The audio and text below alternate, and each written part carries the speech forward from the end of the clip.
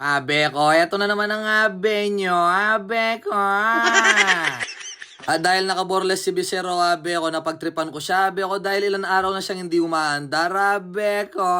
Dahil nakaborles siya, abe ko, nagpasya na ako, papalitan ko yung driving light niya, abe ko, dahil medyo magaling din tayo sa electronics, abe ko, alam ko, kayang-kaya kong gawin ito, abe ko. Kasi kapag umuulan, abe ko, hindi masyadong maliwanag yung driving light niya, tsaka yung headlight niya, abe ko, pero itong papalit natin, abe ko, medyo maliwanag sila, abe ko.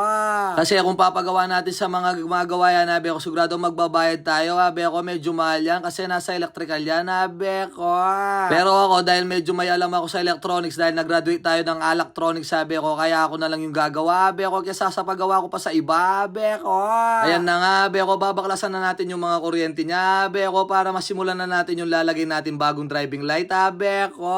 Dahil ako lang yung nag-wiring dati dyan sa Bisero sa mga driving light na yan, siyempre alam ko rin yan, abe ko, kung anong mga kuryente na lalagay natin at puputulin natin, abe ko.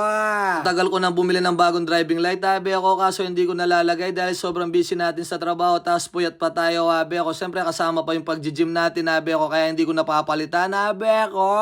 Kaso ngayon dahil naka-standby lang si Bisero, abe ko, siya nga yung napagtripan ko ngayon dahil kapag gabi medyo madilim at saka palaging umuulan, abe ko, kailangan yung ilaw natin maliwanag para makita natin yung mga kulkul sa daan, abe ko.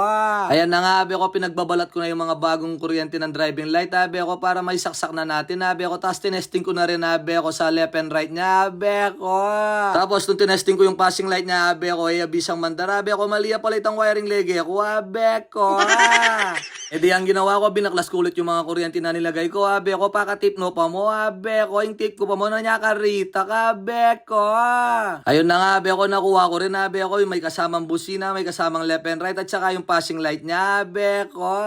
Hindi pala left and right yun, abe ko, up and down pala yung tawag doon, abe ko, sa switch na yun, abe ko, dahil yung high at saka low, abe ko. At ayan na nga, abe ko, yan ang pinakaayaw ko, yung nagtitip ng ganyan, abe ko, dahil medyo malaki yung mga kamay ko, abe ko, kapag inaalis ko yung tip, abe ko, napuputol, pati may kuryente, abe ko. Kaya mas maganda yung maraming alam, abe ko, para at least kahit hindi mo napagawa sa iba, abe ko, kahit sa sarili mo lang, abe ko, ikaw na yung gumawa, hindi mo na kailangan magbayad pa, abe ko, para makatipid ka, abe ko.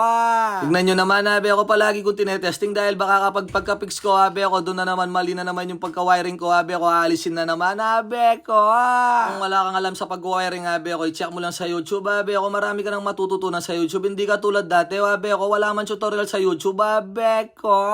Pero ako, hindi man ako tumingin sa YouTube dahil alam ko na yan, abe ko, dahil siyempre yung pinagputulan ng mga wiring, abe ko, doon lang ako sumunod, abe ko, tapos meron pang isa yung sa passing light niya, abe ko. Ayan na nga, abe ko, tingnan nyo naman kaliwanag yung mga ilaw natin, abe ko, yung driving light ni Bisero ngayon, abe ko, kaya kapag nakasalubong nyo ako sa daan, nakasunod nyo ako, abe ko, pag bumusina ako, talagang maliwanag yan, abe ko, thank you, bye!